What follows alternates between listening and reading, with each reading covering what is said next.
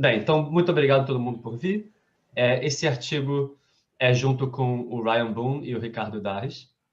O título é Do Mergers and Acquisitions Decrease Wages? Evidence from Pharmacies, onde eu estudo o setor de varejo de farmácias. Bem, tá full screen. Ok. Então, em muitos países, como o Brasil, existem agências reguladoras que definem se uma fusão ou aquisição pode ser levada. Então, essas agências, como o CAD, vão analisar se a fusão prejudica consumidores. Ok? Agora, existe uma pressão recente para que essas agências também levem em conta como que essas fusões afetam o trabalhador, se essas fusões afetam o salário. Então, a ideia é que uma fusão pode afetar o nível de concentração no mercado de trabalho e, fazendo isso, daria poder de mercado para as empresas e, portanto, elas poderiam diminuir salários ou demitir trabalhadores se quisessem. Isso, naturalmente, é motivado pela crescente literatura que mostra o aumento da desigualdade ou o declínio do labor share. Okay? A nossa visão é de que não existe evidência suficiente para levar a uma conclusão tão forte. E isso motivou a gente pensar em fazer esse paper, que eu acho que, bem, é um paper que me deixa muito alegre, espero que vocês gostem.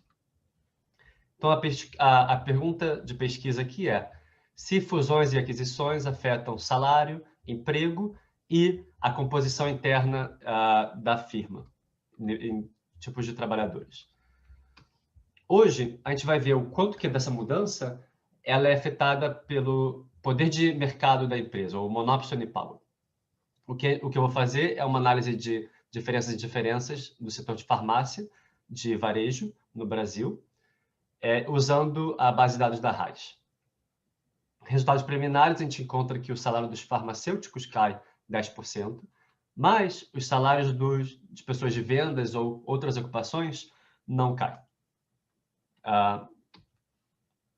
Qual é a contribuição desse paper? Então, primeiro, no escopo maior, a gente está mostrando alguma evidência de como que o poder de mercado no mercado de trabalho afeta variáveis do mercado de trabalho como salário e emprego. Okay? Essa literatura começa, talvez, com toda a controvérsia sobre se o aumento do salário mínimo vai diminuir o emprego ou não. Também existe evidência de que a oferta de trabalho ao nível da firma ela é positivamente inclinada, o que é a condição necessária para que uma empresa tenha poder de mercado e consiga diminuir salários sem afetar a produtividade. E, tem a literatura de rent sharing, que mostra que se uma empresa recebe um choque de produtividade, ela vai passar um pouco desse choque para salários. E isso é condizente também com um modelo de monopsônio.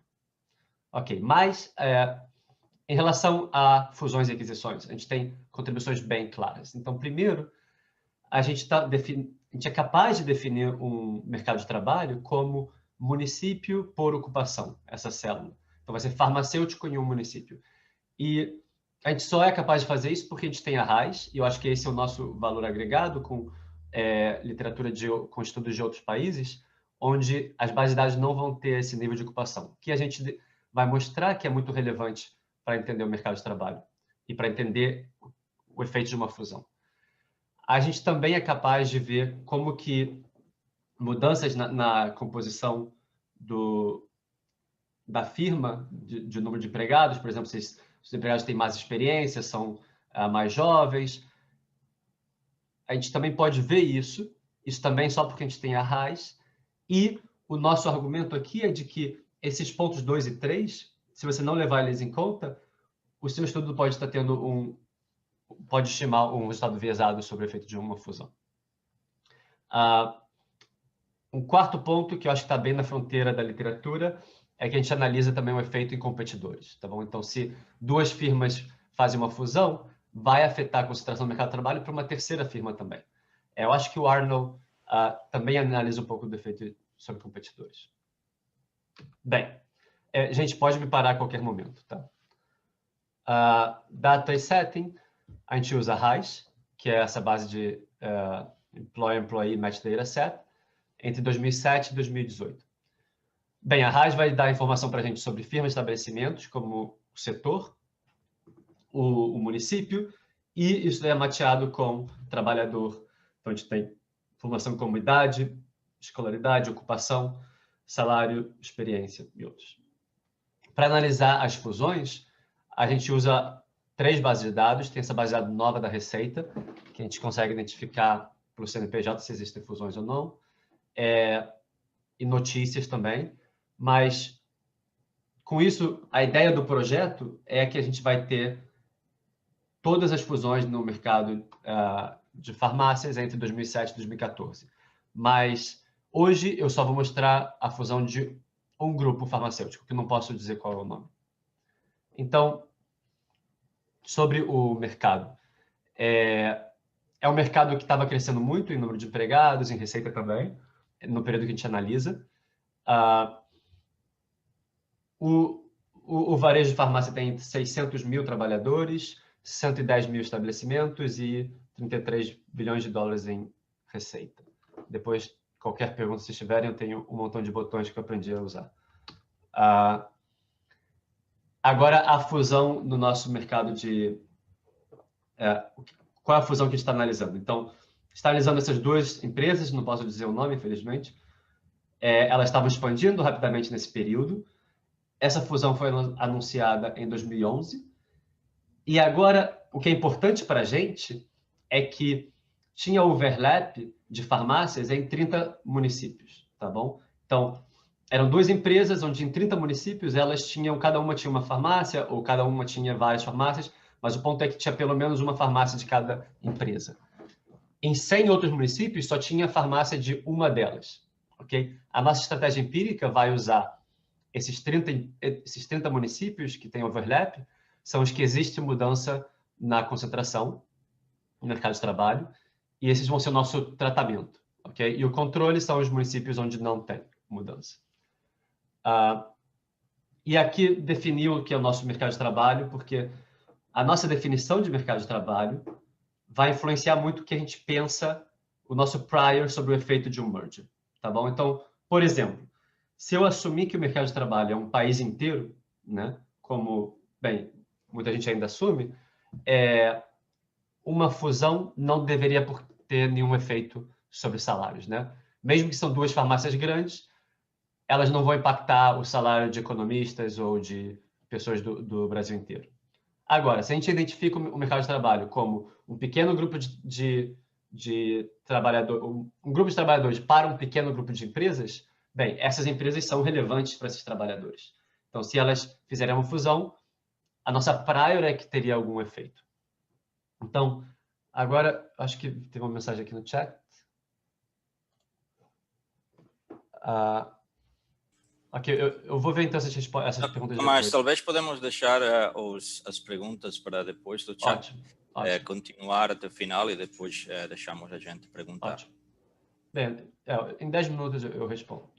Bem, esse gráfico daqui é um gráfico que eu adoro. Espero que vocês gostem, mas vamos por partes, tá bom? Então, começa aqui nesse gráfico da esquerda, que eu estou analisando apenas farmacêuticos. Cada círculo desses é um município.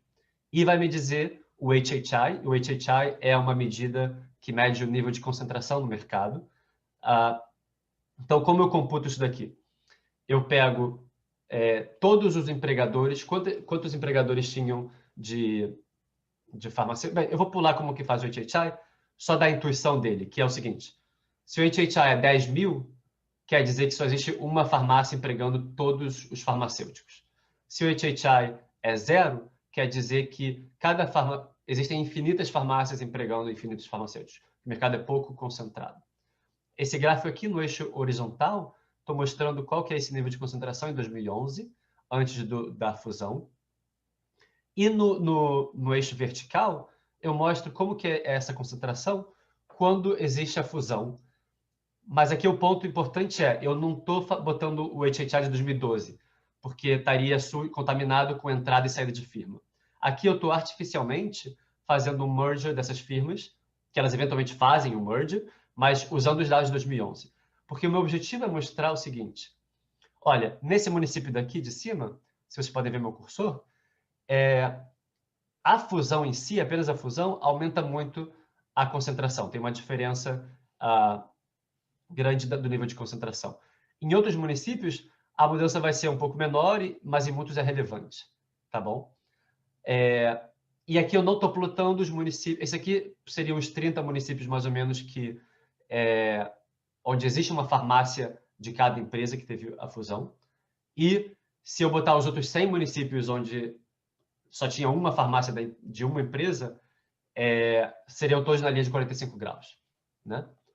Agora, o interessante é comparar com esse mercado de vendedores. Tá bom? Isso aqui, pessoas trabalham em vendas. Aonde são os mesmos municípios, tá bom? Só que o ponto é que se você trabalha em vendas, você pode estar trabalhando em supermercados, em lojas, então você tem muitas mais oportunidades de emprego. Então, esses dois gráficos mostram, olha, a fusão, a nossa prior é de que a fusão deveria afetar farmacêuticos, não teria muito por que afetar pessoas em vendas, ok? Então, vamos passando aqui, eu vou pular um pouquinho. Bem, como que a gente identifica isso? Imagina que... Bem, isso aqui é bem simples.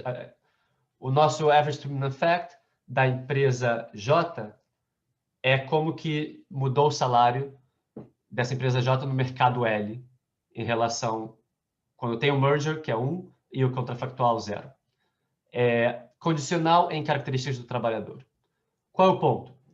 Por que é difícil analisar uma fusão? Porque uma fusão pode afetar salário de várias formas, tá bom?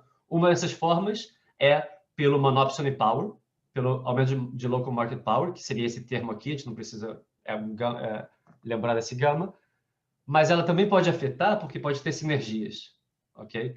Então, essas sinergias podem ser passadas para o salário do trabalhador também. Fora isso, existe essa mudança da composição de trabalhadores, que a gente tem que levar em conta, que seriam mudanças em X. Bem, o nosso objetivo é identificar só esse termo daqui, ok? Como que mudanças no poder de mercado local afetam o salário. Por que a gente só está interessado nisso? Primeiro, por uma questão de validade externa. Cada fusão vai ter a sua própria eficiência. Então, é menos interessante a gente analisar a eficiência dessa fusão específica. E porque também existe muito trabalho sobre isso. Acho que sobre esse primeiro ponto é onde a gente está mais motivado também. Bem, seguindo. Quais são os pressupostos que a gente está fazendo? Então, primeiro, qualquer ganho de produtividade vai ser igual, na média, entre tratamento e controle. Qual a ideia? A ideia é que a fusão foi decidida a nível nacional. Essas empresas estão distribuídas em todo o Brasil. Então, essas sinergias vão ser igual para... E aqui eu posso relaxar. Ela não precisa ser igual para todos os municípios ou para todas as farmácias. Simplesmente vão ser iguais para grupo controle e tratamento. Tá bom? O segundo pressuposto é de que, bem, esse monopsony effect só existe onde teve mudança de concentração, como eu mostrei naquele gráfico. Né? Então, só onde tem overlap das empresas, que é o nosso grupo de tratamento, é onde vai ter monopsony effect. Eu estou chamando isso de parallel trans, mas, claro, parallel trans também implica que nada mais aconteceu nesses municípios que não tenha sido relacionado ao merger em tratamento versus controle. Bem, então, com a nossa estratégia de identificação, a gente vai comparar municípios com aumento de concentração, que eu estou chamando de delta C, contra municípios que não teve aumento de concentração. E nesse caso, o delta C agora é binário, tá bom? Como eu falei, é 0 ou 1. O seu município teve aumento de concentração ou não, mas a gente já tem especificações onde o delta C é contínuo, né? Quanto que aumentou a concentração nesse município? Hoje eu só vou mostrar o caso binário.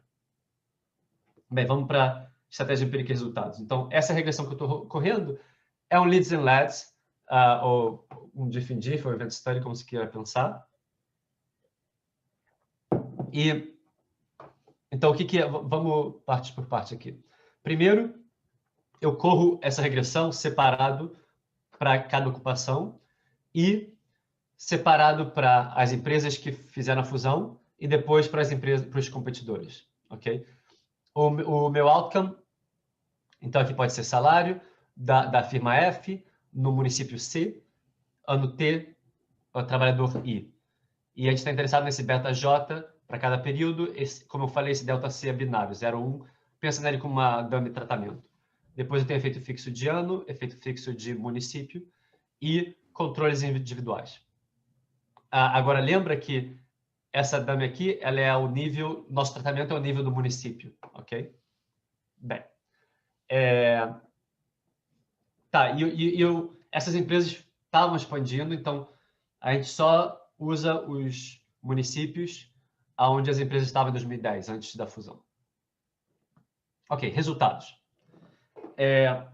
Se você pegar todas as ocupações, isso aqui é o Leads and Lags, tá? Então, isso aqui mostra a diferença de como que o salário evoluiu em um município onde a fusão aumentou a concentração versus um município onde não aumentou a concentração. E aqui a gente está pegando todas as ocupações. O efeito, como você pode ver, parece ser bem zero. Né? Bem, e qual é o ponto? Bem, a maioria das bases de dados que as pessoas estão usando para fazer esse tipo de análise não difere por ocupação, então elas vão usar uma coisa assim. Agora, se a gente separar essas regressões por ocupação, essa linha contínua aqui, ela é o mercado de salário de farmacêuticos. O mercado de trabalho de farmacêuticos. Então, como a gente pode ver, o salário de farmacêutico parece cair 2, 3 anos depois da fusão. E cair em termos relativos, né? Os dois, na verdade, estão subindo, mas o salário de farmacêutico não sobe tanto em municípios onde a fusão aumentou a concentração. Agora, o salário de pessoas de vendas parece estar constante. Eu gosto muito do resultado, mas eu tenho que fazer a nota de que são resultados preliminares. Ok? Isso daqui vai bem a favor da nossa prior, de que se existe mudança, seria um mercado de trabalho de farmacêuticos. Bem, a gente também pode analisar os competidores. Para os competidores, parece que existe uma tendência parecida. A queda se dá um ano depois já. Mas também existe uma pequena queda para pessoas de vendas. E depois, em emprego, é um pouco mais noisy, mas parece que cai. O emprego cai tanto para as empresas que fizeram a fusão, tanto para os competidores. E para lembrar os competidores, é o mesmo de DIF ao nível... o tratamento é ao nível do município. Então, o competidor é basicamente, você tem uma farmácia no município onde aumentou a concentração ou versus tem uma farmácia no município onde não aumentou a concentração. Bem, a gente tem um montão de robustness checks. Então, a gente faz um painel de balance panel de establishments. A gente exclui uma cidade grande, não afeta muito. E depois, a gente tem outros resultados como em wage new hires, eu não coloquei aqui, mas como que muda a composição em termos de idade, de sexo ou experiência. E depois tem esses placebo mergers que pode ser interessante. Bem, para concluir, nossos resultados são consistentes com o uso de mercado, com o poder de mercado para diminuir o salário de farmacêuticos, ok? Mas não para diminuir o salário de pessoas de vendas. Próximos passos, eu estou fazendo uma survey para entender como os sindicatos atuam. É bem interessante, já tem várias histórias interessantes. A gente também pode usar esse merger como um IV para ver o efeito maior de como concentração afeta salários. Mas é isso por hoje. Assim que muito obrigado. E eu vou responder algumas perguntas antes no chat e depois eu posso abrir para perguntas em geral. Obrigado, Tomás. Então, eu não sei bem a hora, e não sei se queres começar. Eu tenho um par de perguntas, de dúvidas, mas talvez podemos começar pelo pessoal do chat. Paulo Valença pergunta se você consegue diferenciar as fusões, algumas analisadas pelo CADE, Entendo que não. Ok. Tudo bem, Paulo. Eu ainda não vi isso, mas agora a gente está analisando uma fusão que provavelmente foi analisada pelo CAD. E o problema é que a gente inclui várias fusões, a gente já tem essa análise. Eu acho que eu poderia ver. Agora tem do Léo. O Leonardo pergunta se é possível medir separadamente o efeito em farmacêuticos e atendentes. Ótimo. Então, eu acho que é mais ou menos isso que a gente está fazendo, Léo. A gente vê o efeito sobre... Bem, Então, exato, desculpa, abrir o microfone para explicar. Justamente, eu estava pensando nisso e vocês fizeram exatamente isso. Né? Se vocês mediram, quando você fala sales attendants, é exatamente o pessoal de farmácia que não é especialista. Né? Exatamente. Então, para essas pessoas, você não deveria esperar um efeito. Então, é bem interessante que você encontre isso. Exatamente. Duas observações, aproveitando que eu entrei no microfone. A primeira é que eu acho interessante que o efeito é gradual nos salários. Eu acho que isso é uma coisa que você pode explorar, tentar entender por que esse efeito não é imediato. Deve ter a ver com o fato de que as condições de mercado de trabalho dos farmacêuticos se deterioram e o efeito no salário, no final das contas, acaba aparecendo nos dados aos poucos, na medida que os farmacêuticos não vão conseguindo não vão conseguindo receber aumentos de salário, etc. Né? Quer dizer, tem um sluggishness no mercado de trabalho que você pode explorar, pode estar identificando. E uma outra coisa em relação ao CAD, tem uma preocupação aqui que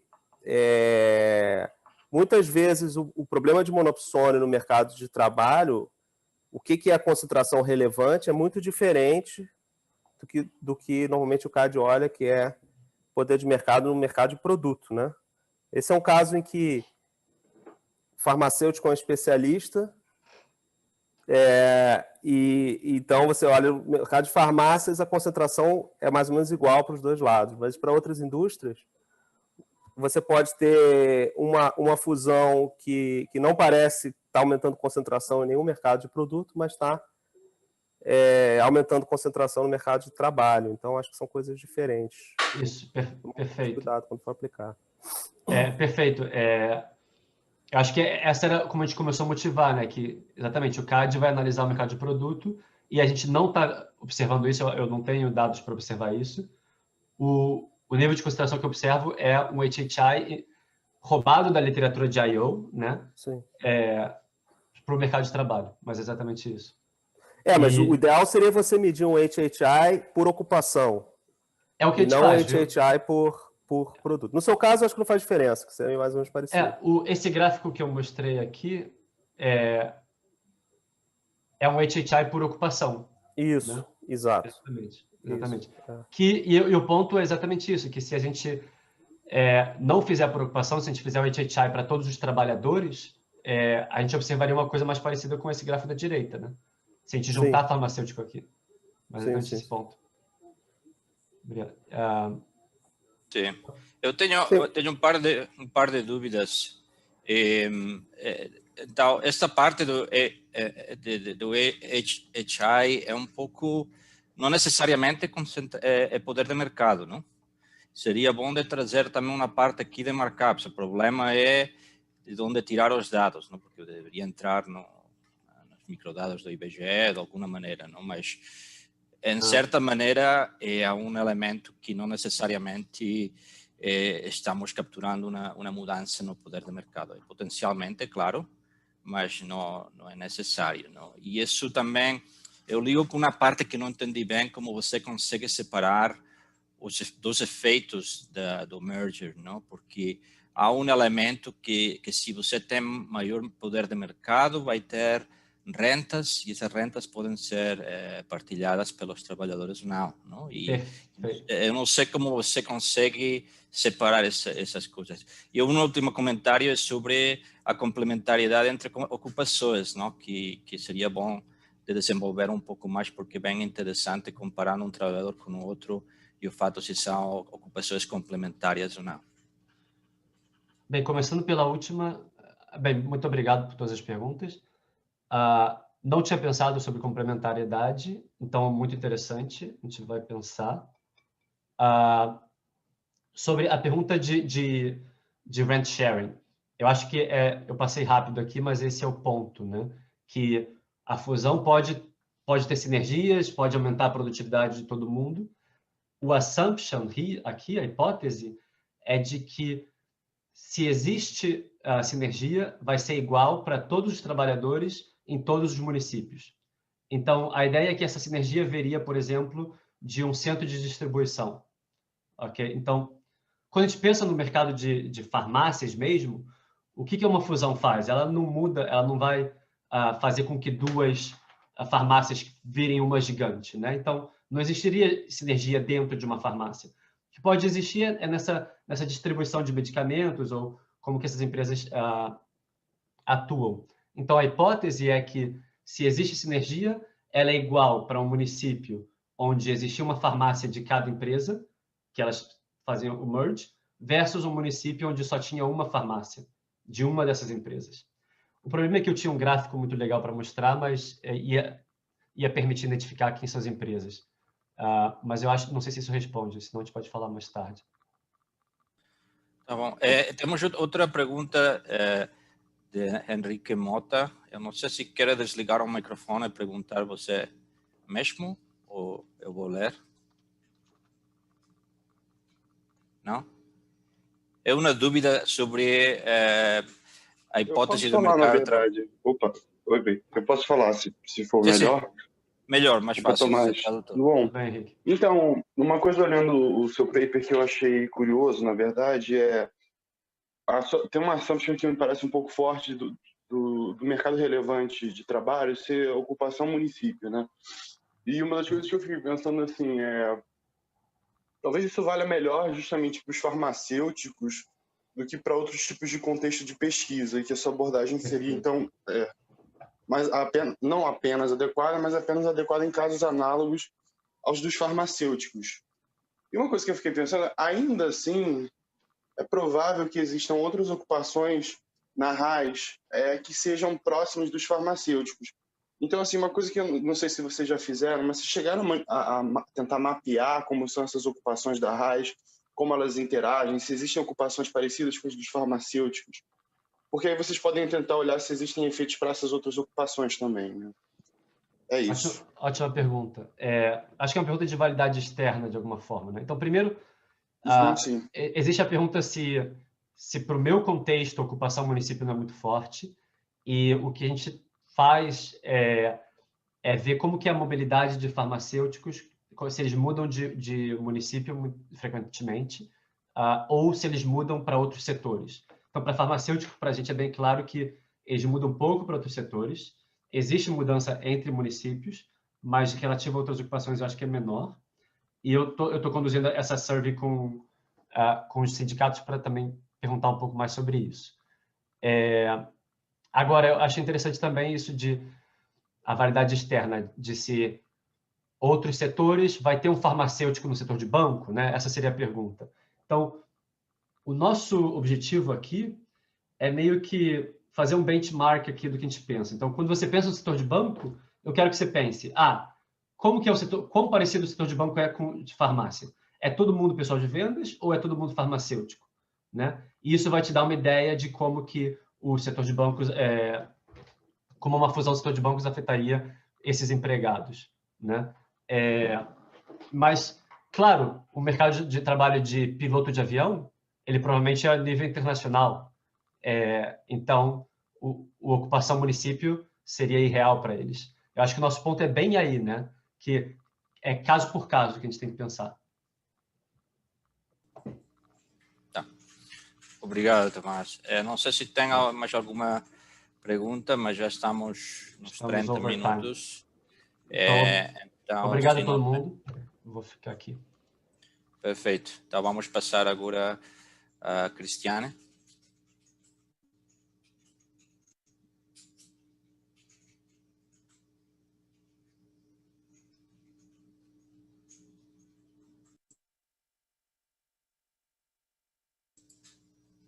Cristiane, não conseguimos ouvir. Acho que está muda. Eu estou vendo, eu só estou tentando achar minha apresentação, que deveria estar aqui, mas não está. Desculpa.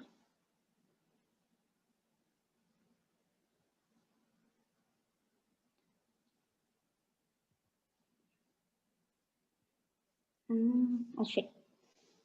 Está todo mundo vendo minha tela? Sim, tá. certo. Perfeito. Só vou pedir desculpas porque eu achei que eu ia apresentar em inglês, eu realmente não me preparei para apresentar em português, e tem algumas palavras que eu não sei a tradução. Por exemplo, eu não sei a tradução de debugging. Muito obrigada a todo mundo por vir na apresentação. Meu nome é Cristiane, eu sou aluna do PhD de Princeton, e estou muito contente de estar aqui apresentando meu projeto, que é The Employee Cost of Corporate Debugging. É um trabalho em progresso, então comentários e feedback estão também vindos nesse estágio. A principal motivação desse projeto vem do fato de que, de forma geral, a corrupção ela vem sendo associada com ela vem associada de alguma forma com custos sobre o crescimento econômico e de desenvolvimento de forma geral. E não é surpreendente que em muitos países eles tenham buscado estratégias tentando combater a corrupção de forma geral. E nesse projeto eu foco em uma dessas estratégias, que é o Corporate Blacklisting ou Debarment, que são exatamente a mesma coisa. E aqui eu foco nessa estratégia porque é uma estratégia que foi bastante relevante no Brasil e também é uma estratégia que, de certa forma, não tem sido muito estudada na literatura, e ela traz algumas implicações interessantes que eu vou mostrar hoje. Ela é uma estratégia para combater a corrupção que é bastante popular, vem sendo adotada em vários países, como Brasil, China, França, Reino Unido, Estados Unidos. E a ideia é que ela é um mecanismo de deterrence para essas firmas, tentando aumentar o custo delas de se engajarem em práticas corruptas. E a ideia geral é que as firmas que estão punidas, elas não podem obter contrato de governo pelo tempo que a punição vigora. E a ideia geral é tentar entender como que isso afeta os outcomes de firmas, de trabalhadores, de forma geral. E a pergunta maior seria: quais são as consequências de um corruption crackdown sobre o mercado de trabalho, sobre os trabalhadores, que, de certa forma, eles vêm sendo negligenciados pela literatura. Para responder essa pergunta, eu vou usar o contexto brasileiro. Eu vou tentar convencer de que o Brasil é um contexto interessante por dois motivos. O primeiro é que, como todo mundo já sabe, o Brasil teve um grande episódio de escândalo de corrupção, que foi seguido pela implementação da lei de anticorrupção. E isso vai me dar um choque bem legal que eu posso explorar usando estratégias de identificação bem limpas, tentando ver o que acontece com as firmas de trabalhadores. E o segundo motivo é que eu tenho acesso a dados de debugging e a RAIS, que me permite mapear isso de uma forma bem fina. Eu gosto de ser bem honesta e direta sobre os efeitos que eu encontro já no início da apresentação. E, de forma geral, o que eu encontro é que estabelecimentos que são debugged, eles experimentam uma queda de 45% no número de emprego, e eles estão 15 pontos percentuais mais propensos de saírem do setor formal, depois do choque. E o segundo resultado que eu encontro, que eu acho bem legal, é que, independente se a sua firma fechou ou não, o trabalhador em si, ele vivencia uma queda de 25% no salário dele por conta dessa política. E isso não é muito sobre efeito de reputação, não é muito sobre porque você trabalhou numa firma corrupta, agora todo mundo sabe disso, então essas pessoas elas estão prejudicadas. Isso não tem a ver, tem algum papel para o efeito de reputação, mas mais do que isso, o que é relevante é que esse efeito ele é basicamente derivado do efeito de desemprego. E aí o principal takeaway do projeto é que toda vez que você quer pensar numa política tentando combater a corrupção, é realmente importante levar em consideração esses potenciais custos que isso implica aos trabalhadores, que isso não é levado em consideração quando a gente pensa em corruption crackdown de forma geral.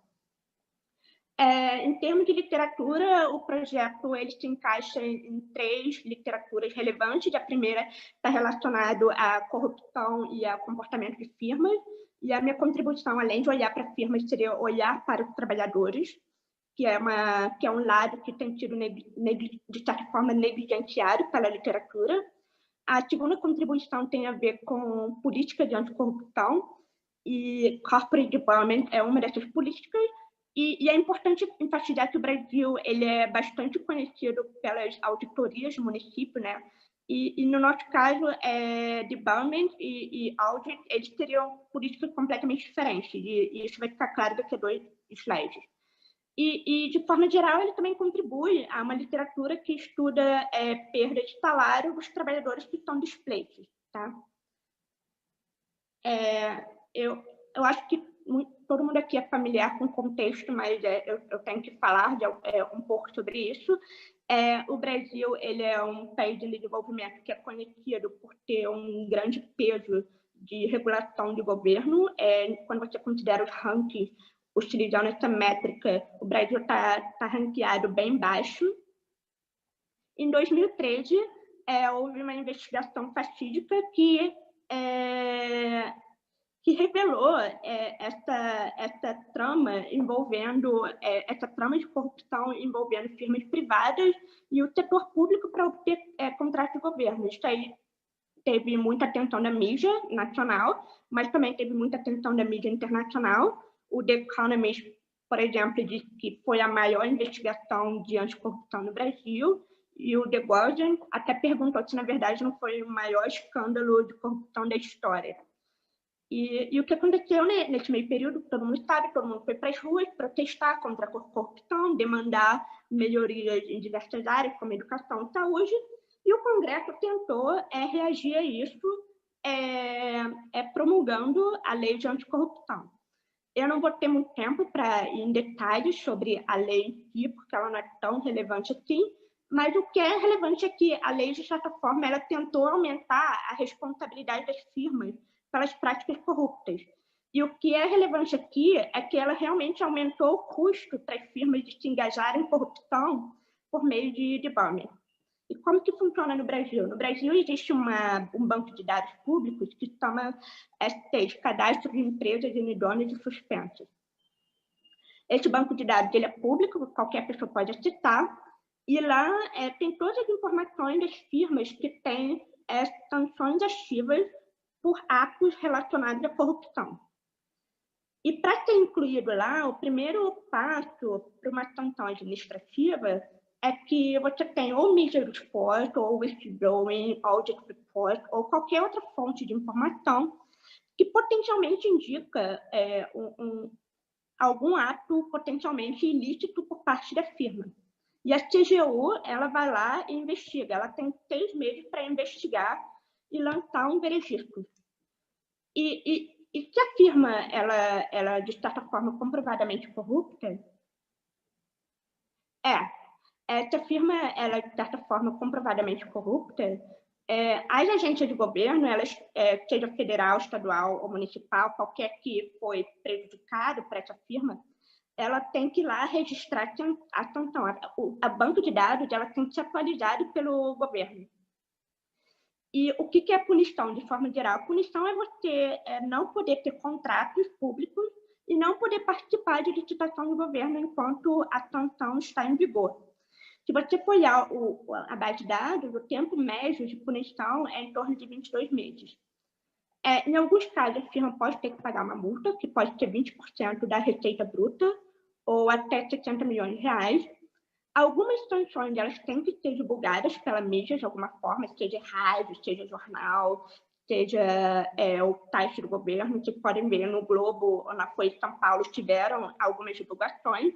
E depois que essa sentença ela é cumprida, a sanção é revogada e a firma pode participar de licitação novamente, tá? A base de dados, os dados que eu uso para esse projeto vai ser as informações que eu consegui da CGU sobre as 6. Eu consegui todo o histórico das firmas que foram punidas. E o que é relevante é que a minha restrição de amostra vai ter entre 2014 e 2016, porque é quando a lei anticorrupção começa, e também porque eu quero observar essas firmas pelo menos até 2 anos depois do início da punição.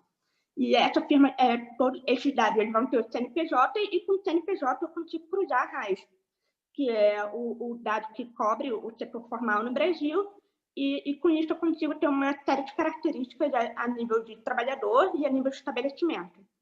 E para testar um dos mecanismos, eu também uso dados de contratos de procurement e também de bid, de licitação, se a firma tentou conseguir uma licitação ou não, mas isso é só com o governo federal, porque os dados estão descentralizados a nível estadual, municipal, e o primeiro ano que esses dados estão disponíveis é 2013. E aí o que acontece? O meu universo de amostra ele vai ter firmas que foram punidas, eles vão ter firmas que foram debugged. E o que é relevante aqui é achar um grupo de controle para elas. E para isso, o que eu faço eu exploro o fato de que a RAIS é uma base de dados muito rica para tentar algum algoritmo de matching que me permita parear e identificar um grupo de controle para essas firmas que foram punidas, baseadas em características observáveis antes da punição. Por exemplo, a indústria, o tamanho da firma, o município que a firma está localizado. É um algoritmo que não é só muito rico, mas como ele também é muito robusto. Conforme eu vou mudando as variáveis, o resultado vai ser sempre o mesmo, de certa forma. A conclusão é sempre a mesma, qualitativamente.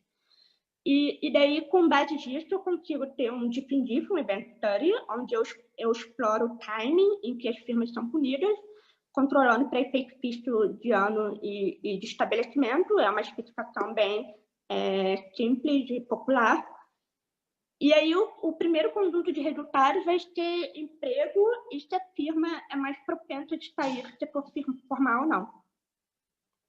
E aí vocês podem observar 2 padrões a partir desse gráfico. O primeiro, no gráfico esquerda, a minha variável dependente vai ser o log total de emprego. E aí vocês podem observar que antes do evento, antes do debugging, não tem nenhuma evidência de pre-trend, o que meio que corrobora a ideia de que o meu algoritmo de matching ele funciona bem. Só que depois disso, o que vocês vão observar é que tem uma queda brutal. E a estimativa pontual é em torno de menos 0,59, que é equivalente a 45% de queda do número total de empregos depois que essas firmas são punidas. E a mesma coisa para a probabilidade de você sair do setor formal. Elas são 15 pontos percentuais mais propensas de saírem do setor formal depois dessa punição. E aí o próximo passo seria tentar pensar o porquê disso, né? E aí são 3 mecanismos que eu tentei explorar de alguma forma. O primeiro pode ser simplesmente porque as multas que essas firmas encararam podem ter imposto pode ter imposto algum tipo de custo para as firmas. Só que eu quero argumentar que quando você olha a base de dados, são muitas poucas firmas que estão efetivamente multadas no final do dia. E se você for considerar que o máximo que uma firma pode ser multada é 20% da receita bruta, não parece ser muito para justificar essa queda enorme no emprego que a gente observa na média, no agregado. A segunda hipótese seria que, olha, o governo ele é um cliente muito importante para essas firmas, e uma vez que essas firmas são punidas, isso aí é um choque negativo de demanda para elas. E, de certa forma, isso vai afetar essas firmas. Então, para testar para esse canal, eu uso a base de dados de licitações, e aí eu consigo juntar o jornal de informação do CNPJ, e a minha variável aqui vai ser a probabilidade de você estar aplicando bidding para um contrato de governo, contrato federal. E aí o que você pode encontrar é que, na verdade, realmente, de fato, teve um choque negativo de demanda para essas firmas. E finalmente, o último canal pode ser que, olha, essas firmas, agora todo mundo sabe que essas firmas, de certa forma, são corruptas, e elas podem ter algumas dificuldades de fazerem negócios, de conseguir clientes, de conseguir crédito, por causa dessa mancha de reputação. Isso é muito difícil de tentar mapear, porque, de certa forma, eu precisaria de acesso a dados que eu não tenho, que é, por exemplo, compras, crédito, etc. Mas eu vou tentar mapear aqui 2 slides usando informação a nível de trabalhador, tá? E aí, a próxima pergunta é, beleza, existe um primeiro estágio, existe que essas firmas, de fato, depois da punição, elas estão bastante afetadas, existe um choque negativo para elas, mas e os trabalhadores? Será que isso também se propaga para os trabalhadores de alguma forma? A razão pela qual não é uma boa ideia de você usar o salário como uma variável dependente, nesse caso, é que, de certa forma, teve um efeito em desemprego e isso vai se refletir na composição de trabalhadores que permanecem empregados depois disso. Então, assim, qualquer análise sobre emprego, ela vai ter a questão de que houve uma mudança na composição dos trabalhadores. Então, é muito difícil você interpretar isso. E a segunda coisa é que, como vocês podem imaginar também, é que as firmas elas podem tentar se livrar dessas punições, de certa forma. Elas podem criar novas firmas para tentar continuar tentando obter licitações de governo. Oi, Léo, pode perguntar.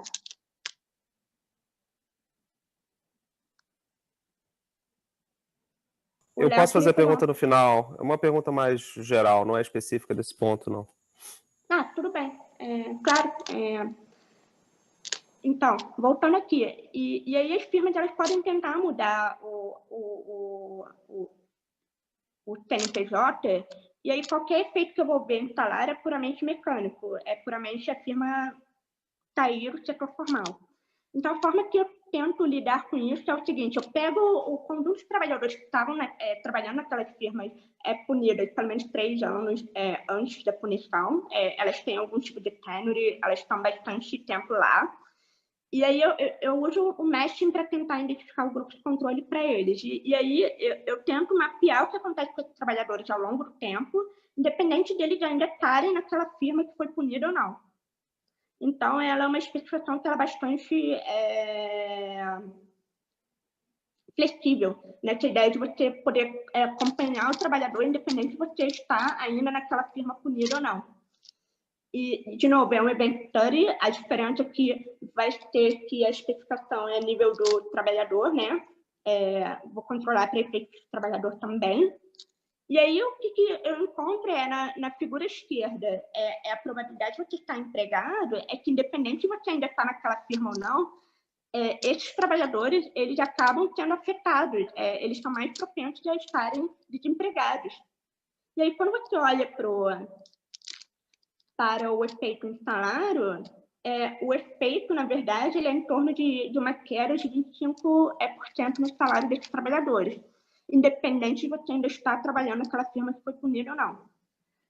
E aí, na última parte do paper, de forma geral, assim, um take stock é que existe um efeito negativo em emprego, em salário, mas você pode imaginar que tem 2 potenciais canais que podem estar por trás disso. Primeiro, que seria o efeito de displacement mesmo. O trabalhador ele é menos propenso a estar empregado e se repete na trajetória dele ao longo da vida, ou pode ter um efeito de reputação. Olha, todo mundo sabe que você trabalhou naquela firma, eu não posso mencionar aquela firma que eu assinei um acordo de sigilo, mas você trabalhou naquela firma que todo mundo sabe que é corrupta, e por esse motivo o trabalhador não pode estar tendo alguma dificuldade no mercado de trabalho. Então, para isolar o canal desse choque de informação, o que eu faço é o seguinte, em vez de pegar o universo desses trabalhadores que estavam ali naqueles 3 anos, eu pego qualquer trabalhador que esteve naquela firma que foi punida, mas que já saiu daquela firma antes da punição. E aí, ele já foi para uma outra firma, ou ele está fora do mercado de trabalho, que seja, mas qualquer choque, qualquer informação que eu vou ter, vai ser simplesmente o choque de informação. Não pode ser o displacement effect, porque ele já foi displaced antes daquele evento, tá? E aí o que vocês podem ver é que existe, na verdade, um efeito pequeno sobre emprego e salário, de forma agregada, mesmo eles já tendo saído daquela firma, ele é menos propenso de estar empregado após o choque, após o debarment, e, por consequência, ele também sofre uma queda no salário. E aí, só que assim, o efeito ele existe, mas ele é pequeno. Então, a conclusão é que, na verdade, essa queda salarial de 25% que a gente observa, ele é basicamente puxado pelo efeito de desemprego. E a conclusão é isso. As firmas que estão punidas, elas têm uma queda de 45% de emprego e estão 15 pontos percentuais mais propensos de saírem do setor formal.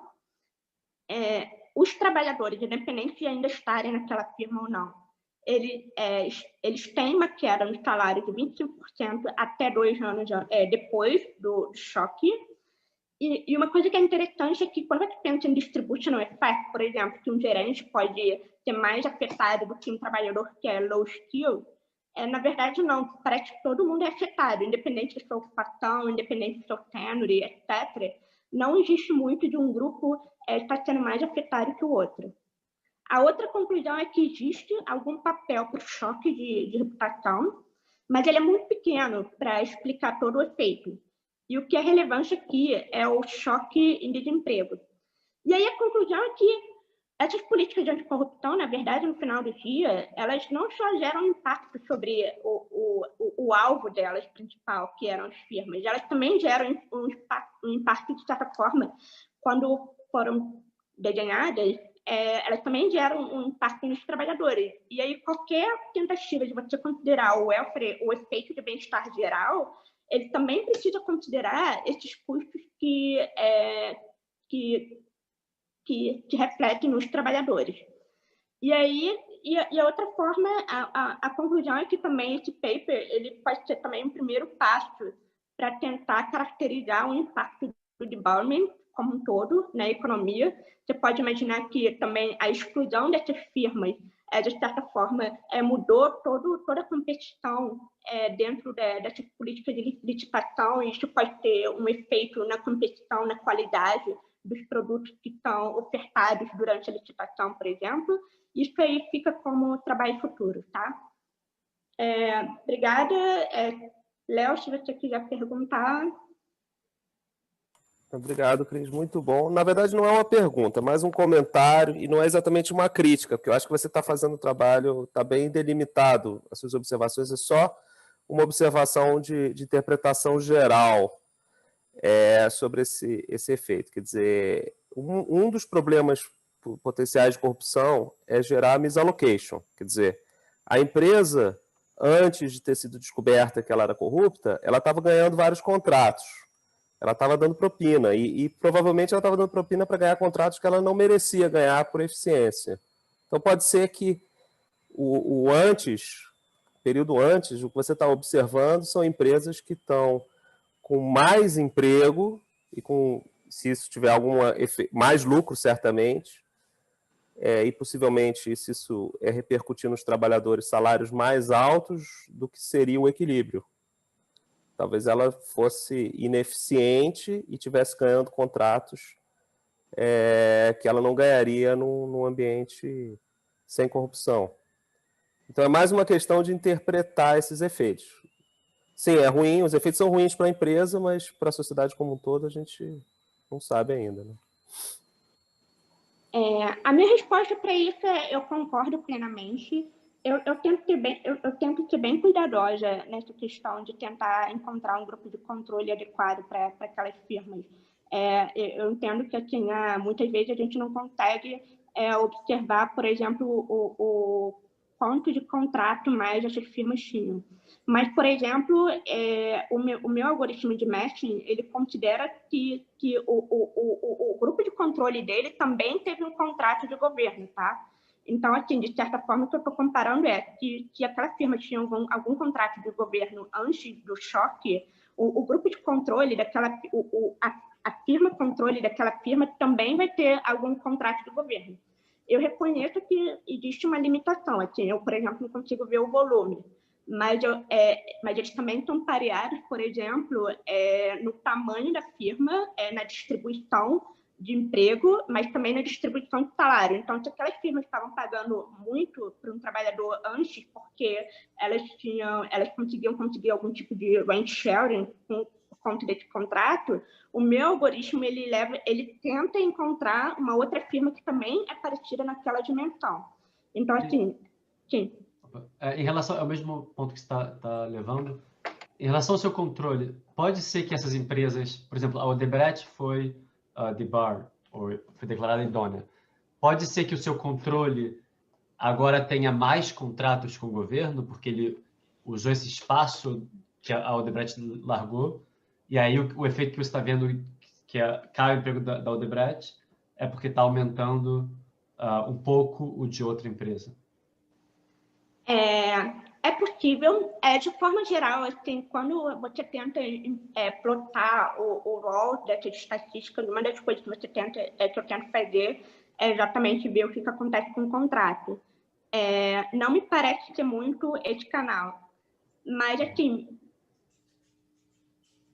eu diria que tudo bem, é possível que o grupo de controle, de certa forma, reaja a isso, e daí, por exemplo, o grupo de controle tem algum tipo de aumento no salário.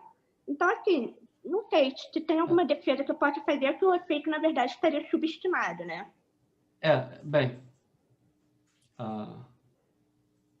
superestimado, eu acho.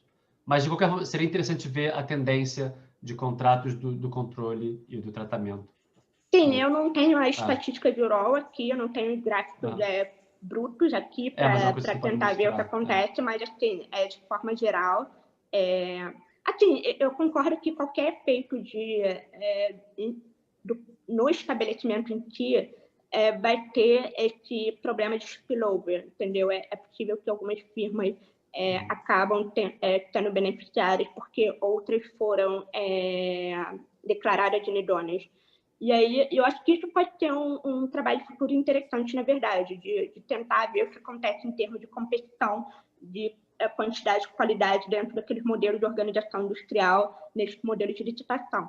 Mas o foco desse trabalho era mais ver o que acontece com o trabalhador em si, entendeu? Que eu acho que essa mensagem principal é que toda vez que a gente quer pensar numa política de anticorrupção, existe um lado que as pessoas não estudam, e que eles estão afetados, que são os trabalhadores. Cristiana, eu tenho uma dúvida nesse efeito de perda de emprego, se vale a pena reduzir a amostra a trabalhadores que também perdem emprego. Então, você tem vários choques exógenos à firma, um é a corrupção, mas outro pode ser por qualquer outra dúvida. Não? Então, a minha dúvida seria, será que a perda de salários é semelhante com outros trabalhadores onde a empresa fechou por outras razões? Porque se é assim, se é o mesmo, então tampouco é tanto que é ligado à corrupção, não é um choque de perda de emprego. Sim, eu acho que é um excelente ponto.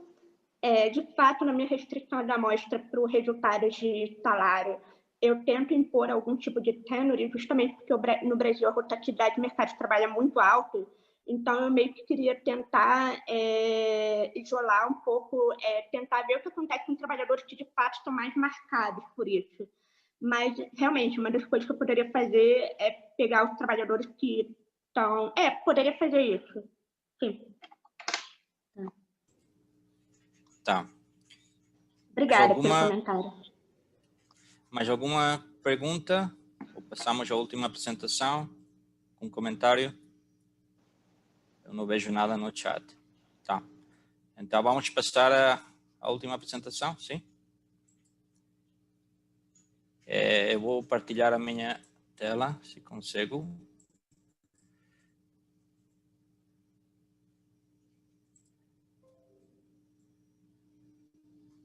Vocês conseguem ver? Sim? Tá. Então, Este é um paper feito com o meu colega Antônio Martins Neto, é sobre inovação e salários, tá?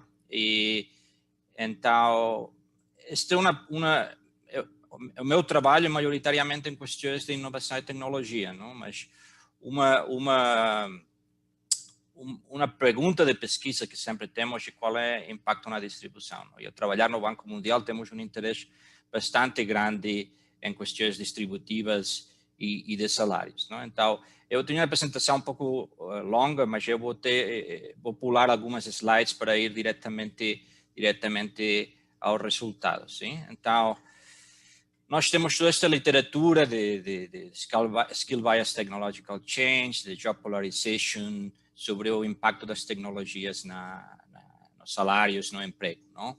Mas temos menos em questões de inovação e performance quando vem a mercado de trabalho e emprego, não? E sobretudo a salários, não? Tem dois canais bastante grandes, não? Sobre de como a inovação pode afetar aos salários, não? É parte do que estamos falando na primeira apresentação da questões de rent sharing, não? No sentido schumpeteriano da inovação, as empresas mais inovadoras vai criar rents, depois, dependendo do mercado de trabalho, pode se partilhar com os trabalhadores, não? E aqui tem um canal. O segundo é uma literatura mais recente que é nos incentivos aos trabalhadores para inovar, não? E eu vou falar um pouco mais disso, mas são os dois canais mais gerais que nós vamos tentar identificar no paper, não? Tem vários papers de Van Reenen, um antigo, sobre quem está apropriando as rentas da PID, de Aguillon, de Figit. Em geral, quando o mercado de trabalho é mais imperfeito, você tem uma partilha dessas rendas, não?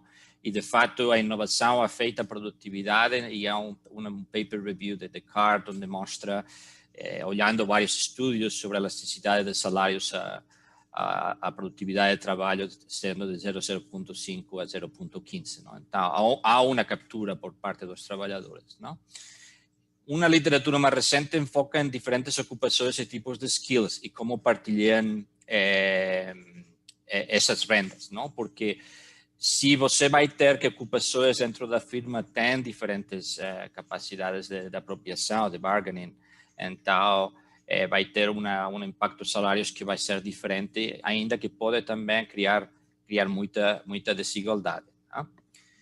A segundo canal é literatura que é um pouco mais recente e que tampouco há tanta evidência empírica, é sobre incentivos, não? Incentivos aos trabalhadores.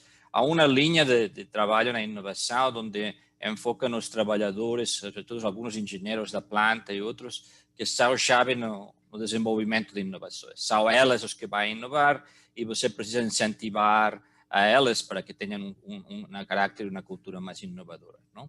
E, em paralelo, tem toda a discussão sobre práticas de gestão, de Bloom e Van Reenen, onde enfoca muito na existência de incentivos para aumentar a performance, a práticas de gestão, a qualidade das práticas de gestão e a performance da firma. Tá? E nós vamos tentar identificar estes elementos para o Brasil. Vamos usar o RISE. Vamos trazer uma medida de inovação baseada em ocupações, e vou descrever em um minuto. E vamos olhar primeiro a existência de um premium e uma decomposição de premium entre vários elementos, setores, porte da firma e tipo de skill. Né? Ao final, vamos tentar dizer alguma coisa de causalidade, sim?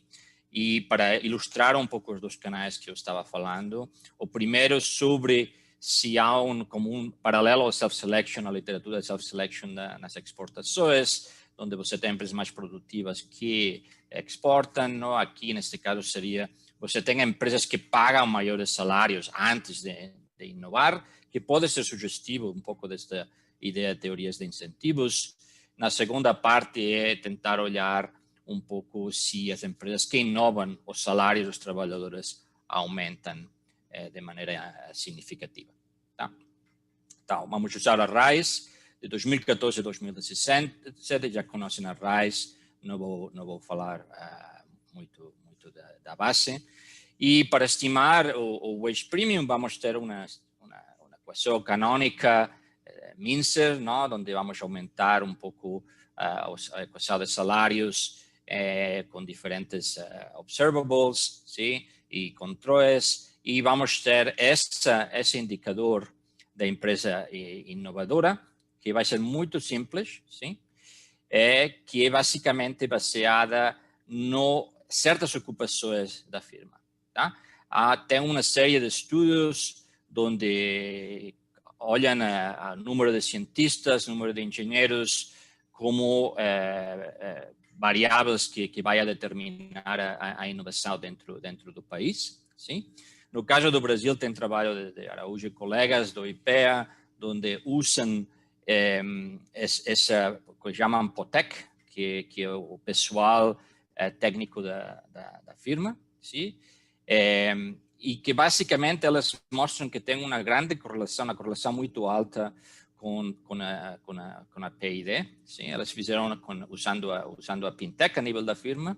Nós fizemos uma comparação só com dados agregados que podíamos aceder sem aceder aos microdados do IBGE, e também mostramos que quando você agrega o nível de estado entre o promedio de trabalhadores POTEC e por estado também o gasto em pesquisa e desenvolvimento também tem uma correlação muito alta, 0,81. Okay? Então, qual é esse POTEC? São pesquisadores, basicamente, ocupações definidas por pesquisadores, engenheiros, evidentemente pessoal de PhD e profissões científicas, não? Então, a nossa medida vai ser muito simples. Vamos ter duas medidas. Uma no início, que vai ser o número de trabalhadores POTEC. Na segunda medida, que vamos usar mais na parte mais causal, como tratamento, se ao menos tem um trabalhador. E depois vamos fazer um pouco, no paper, fazemos um pouco de sensitivity analysis, usando um threshold um pouco maior, de 2 e 3 trabalhadores, e não mudam os resultados. Não é? Então, é uma variável muito simples, mas que funciona, e o que vou tentar mostrar é que funciona bem. Sim? Então, primeiro, escrevendo um pouco as estatísticas entre empresas inovadoras e não inovadoras, basicamente o que já vocês podem ver é que tem características diferentes. Não? As empresas inovadoras são muito mais grandes, usam muito capital humano mais alto, tem mais high skill, então são estruturalmente diferentes e vamos ter que controlar para isso em todo a análise empírico. Aqui um pouco o raw plot das diferenças no salário médio entre empresas inovadoras e não inovadoras por idade e por setor também, e já podem ver que sem controle incondicional você tem um premium ligado à inovação com salários médios mais altos. Né? Então, aqui tem um pouco a tabela principal de resultados com o premium.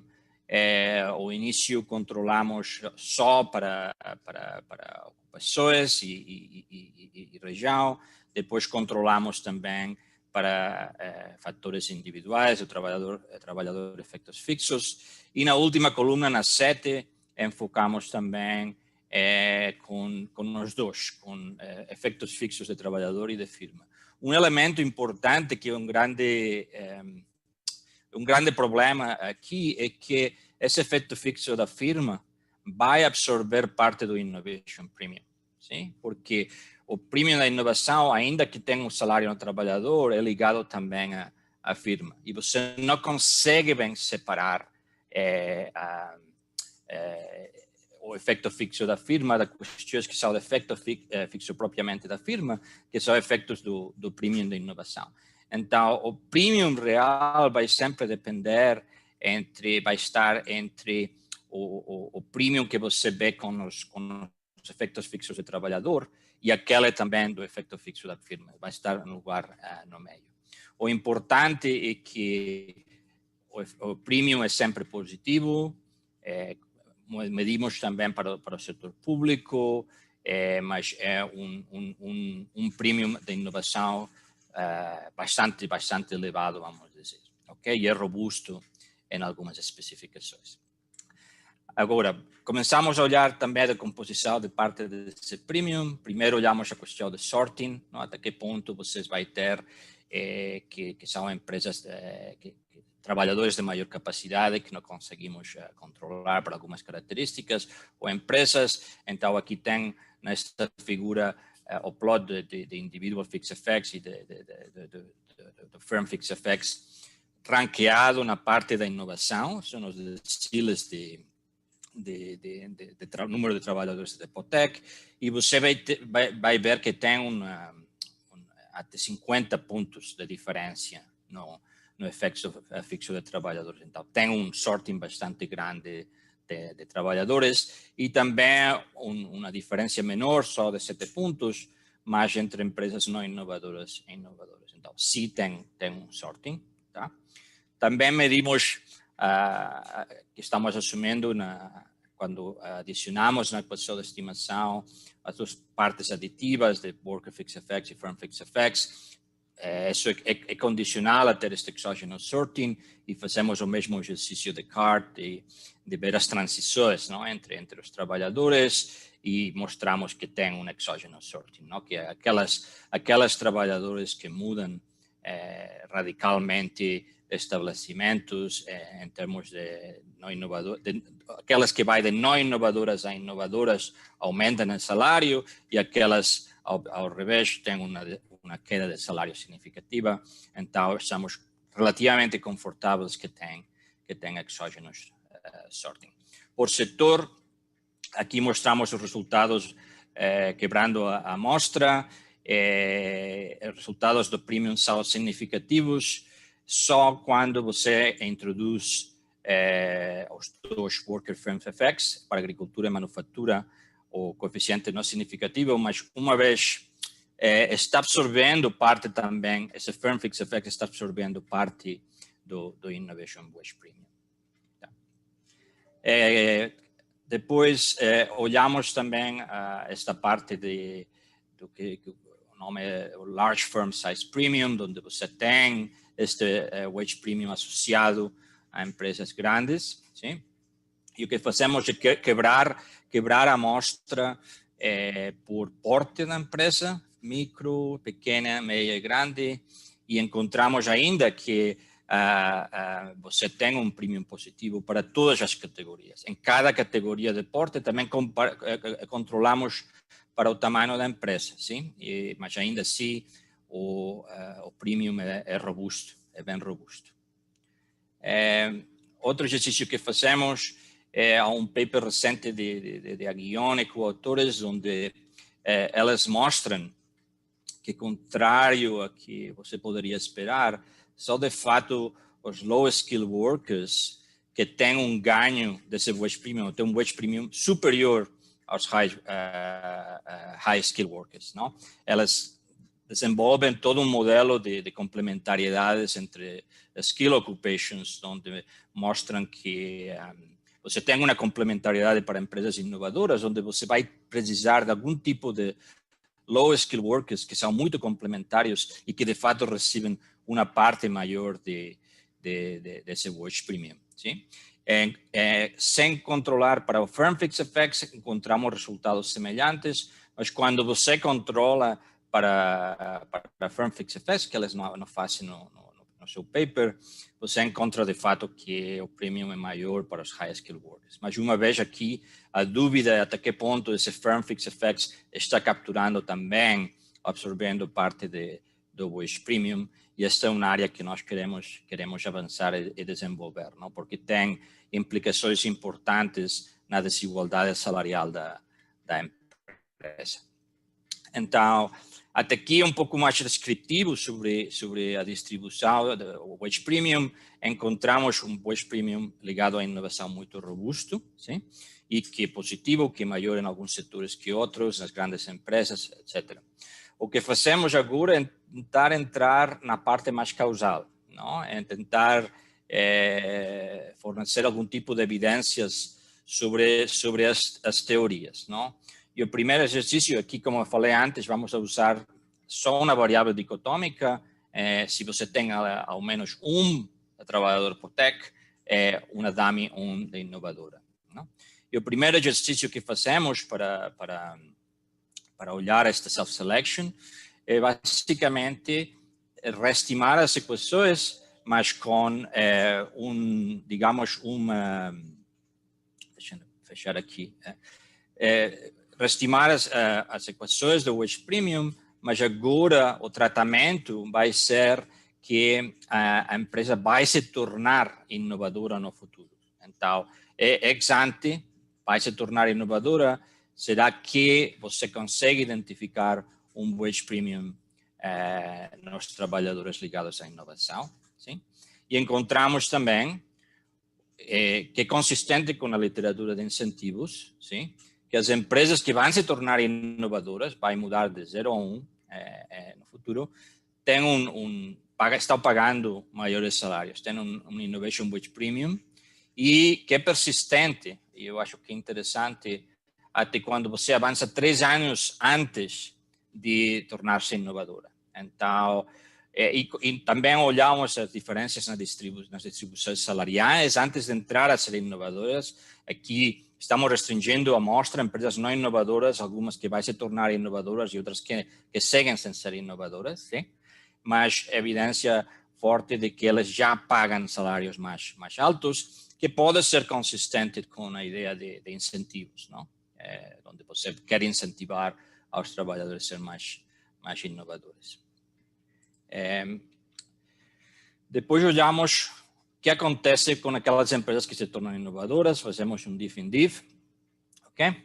E a ideia aqui é medir o que acontece com esses trabalhadores de empresas que não são inovadoras quando se tornam inovadoras. Então, também estamos restringindo a nossa amostra e encontramos mais uma vez que você tem um wage premium positivo, que é 1.7 log points, R$1 por hora, e é persistente também em T mais 1, T mais 2. Sim? Então, encontramos, digamos, evidências para os dois canais. Não? Um de pagar maiores salários, o outro de ter um premium associado quando você entra, onde os trabalhadores vêm aumentados os seus salários nas empresas inovadoras. Sim? Aqui temos um pouco a figura onde mostramos a mudança depois do tratamento e vemos que aumenta a diferença entre trabalhadores em empresas inovadoras e não inovadoras justo quando entram a ser inovadoras. Então, é evidência visual do que estamos mostrando.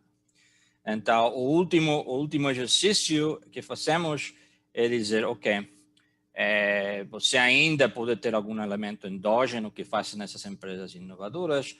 Vamos tratar só daquele grupo onde as empresas fecharam. Sim?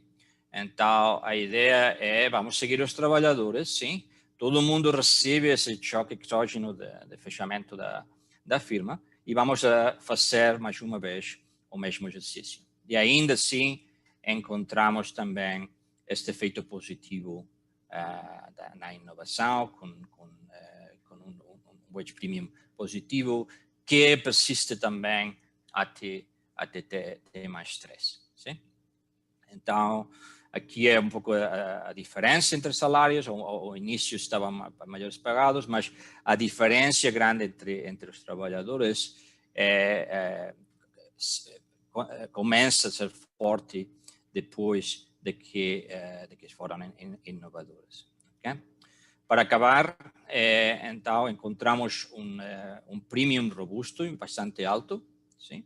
Entre 8 e 18 log points, que seria mais ou menos 1.2, 1.08 reais por hora para o setor privado, sim? Mostrei antes setor público e setor privado. O premium é maior para empresas grandes na manufatura.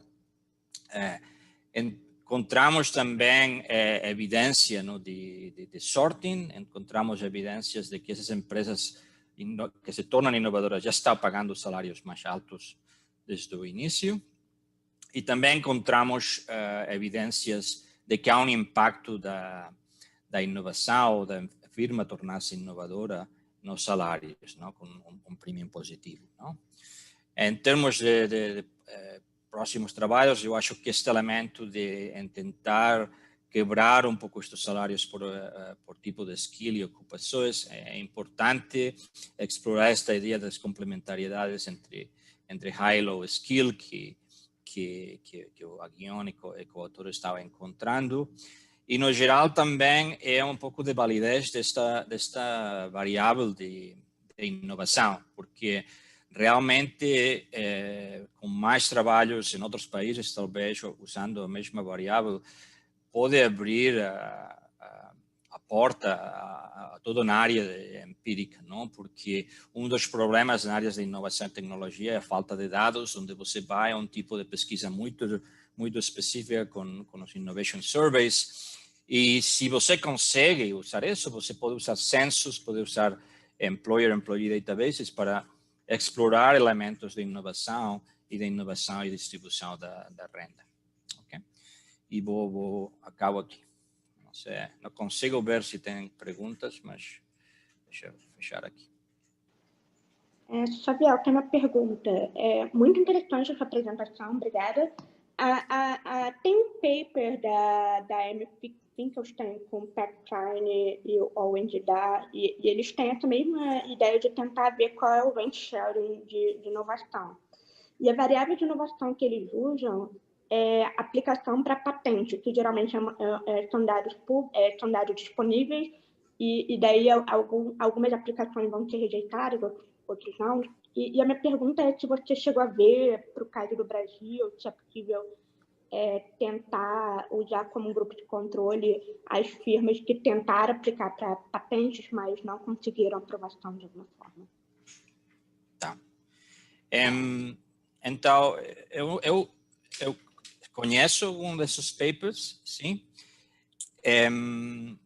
Uma dificuldade, e vou deixar agora o Antônio, que eu acho que está conectado, porque ele está pensando de fazer uma coisa semelhante para o Brasil, para a sua tese, assim que ele vai estar maior informado. Mas só dizer que, no caso de aplicações de patentes, é um pouco diferente, porque a patente é um tipo de inovação, de invenção, que são aplicações, não tem ainda o RAND criado, sim, mas é um indicador. Mas então é possível de fazer, e eu acho que é uma área onde vai se expandir nos próximos anos. A minha única dúvida é que, se você quer olhar efeitos no mercado de trabalho como um todo, outras variáveis de inovação, como a P&D ou introduções de produto e processo, são mais comuns. Você vai encontrar mais ação, não? Que seria nas patentes. Mas deixa o Antônio falar mais, porque ela está trabalhando nessa parte. Cristiano, obrigado pela pergunta. Então, na verdade, a gente tem esse interesse em, de certa forma, ampliar para o caso de patentes. Eu estava olhando um pouco os dados da USPTO recentemente, e a ideia seria tentar fazer um link entre as aplicações e as concessões de patentes com a RAIS. Daria para conseguir fazer alguns matchings a nível de empresa, mas também um dos interesses que eu tenho é ver realmente quem são os trabalhadores que participam da patente, porque isso também dá uma visão diferente da análise de rent sharing, porque eu poderia olhar diretamente o cientista e não somente a empresa. Sim, você também pode inferir isso um pouco pela ocupação também, dependendo do que for a patente, você tem a ocupação do trabalhador nos dados, então você consegue inferir. E aí você consegue ver que, por exemplo, o manager se beneficia mais do que um cara de um outro setor, que é um pouco essa ideia de complementaridade dos skills. Exatamente. O mais difícil mesmo é o matching, porque o nome das empresas vai variar muito e o USPTO não tem CNPJ, ela tem só o nome da empresa. Então, é fuzzy matching, é bem complicado, mas é uma ideia que a gente quer fazer, sim. Tem uma pergunta, Xavier e Antônio. Mas na parte empírica, essa variável que vocês pegam a causalidade por ela é se teve um trabalhador na empresa, se a empresa contratou um trabalhador de ocupações R&D. Vocês estão observando se antes disso, quantos anos antes, ela não tinha um trabalhador de R&D? Minha preocupação é que esteja correlacionado com que 3 anos antes eles também tinham um R&D, né? Bem, essa é bom. Tá, em geral, eu posso responder essa chave. Sim, Antônio. A gente não olha antes de 3 anos. O problema aqui realmente era uma questão de tamanho da base. Mas a gente sempre olhou 3 anos. Então, a nossa identificação era, nos últimos 3 anos, ela não tinha nenhum trabalhador. E nós fizemos também 2 análises no período depois. A empresa que virava inovadora, ela tinha que continuar inovadora. E a que não tinha nenhum trabalhador, nos anos seguintes, também não podia contratar um trabalhador desse tipo. Então, a gente garantia que elas continuavam nos anos anteriores e nos anos seguintes na mesma condição. Nós também fizemos um teste onde a gente permitia que as que não eram inovadoras se tornassem inovadoras no período seguinte, para inferir que são o melhor matching, e mesmo assim o resultado continuou positivo e significativo. Legal. E outra pergunta, então, vocês estão incluindo os trabalhadores dessas ocupações ou não?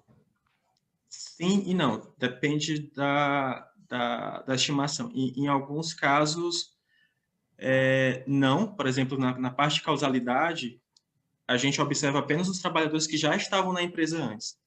Então, chega um novo trabalhador, mas eu não observo ele. Eu olho os outros trabalhadores que estavam lá. Nas primeiras estimações, nos painéis, a gente fez divisão low, medium e high skill.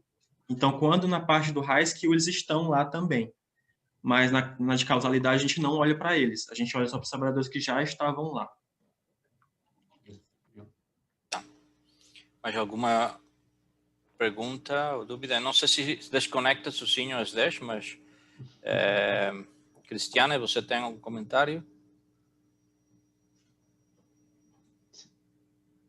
Eu estava escrevendo porque achei que não ia dar tempo, mas é só para falar em poucos segundos. Tem um paper do Isaac Shocking do QJI que vale a pena olhar, que em vez de fazer o EQM, em vez de só olhar para salário, eu acho que vale a pena usar o método dele justamente para entender se, por exemplo, se além de salário houve algum tipo de papel de amenidades. Você pode imaginar que essas firmas que são mais inovadoras também tiveram algumas mudanças em termos de amenidades e isso afeta o fluxo de trabalhadores.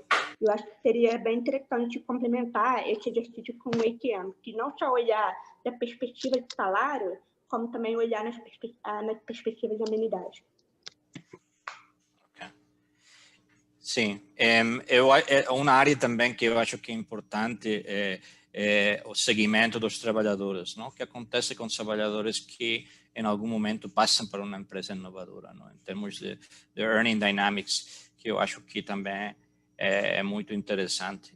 Eu acho que, no geral, aqui no Brasil, vocês têm uma mina de ouro com todos os seus dados, não? Então, há muito trabalho que pode ser feito e é muito interessante. Mas eu acho que tenho que encerrar. Tenho uma mensagem aqui.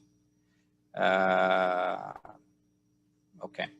Então, tá bom. Não é automático. Eu não sei se tem alguma dúvida, algum elemento mais que alguém quer adicionar. Se não, agradecer por muito interessantes as apresentações do Tomás e a Cristiane. E isso. Boa conferência a todos. Obrigado. Obrigada. Obrigado a todos os apresentadores. Meu nome é Diego, eu sou o host dessa sessão. Nós vamos encerrar ela agora e às 10h30 nós começamos uma outra sessão. Obrigado a todos. Um bom dia. Tchau. Obrigado, bom dia. Obrigado.